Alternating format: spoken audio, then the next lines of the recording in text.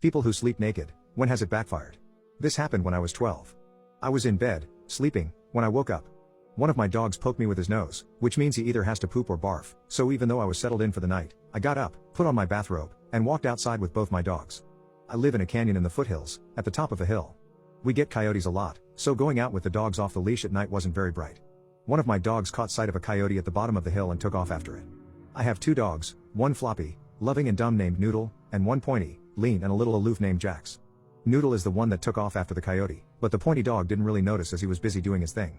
I start to hear a bunch of snarling, and see multiple coyotes surrounding Noodle. I go back into the house and start screaming, "Coyotes got Noodle." In no more than 10 seconds, my dad is sprinting out the door butt naked with a 9mm in his hand, chasing after the Noodle. So I go running after him, down my driveway and into the road.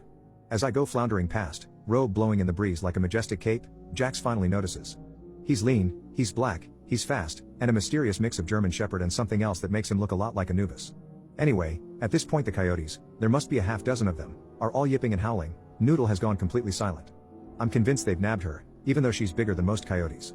So Jax takes off and soon is even ahead of my dad. I continued to witness perhaps the most ridiculous and badass thing I've ever seen. Jax makes first contact and absolutely decks one of the coyotes. He starts fighting like he's possessed. My dad quickly follows, and just starts blasting with his 9mm. In a matter of 30 seconds, all of the coyotes are either deceased or have taken off into the wilderness. I go and get Noodle, who is absolutely terrified, but is okay. I start comforting her and petting her, trying to get her to calm down. Jax and my dad are still on edge, making sure none of the coyotes come back. All of this noise had woken the neighbors, because I heard a window open and I saw our neighbor Todd peek his head out. He looked at the scene below and was just in shock.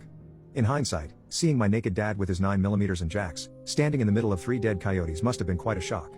He calls out to my dad, "Dave, what in the world just happened?"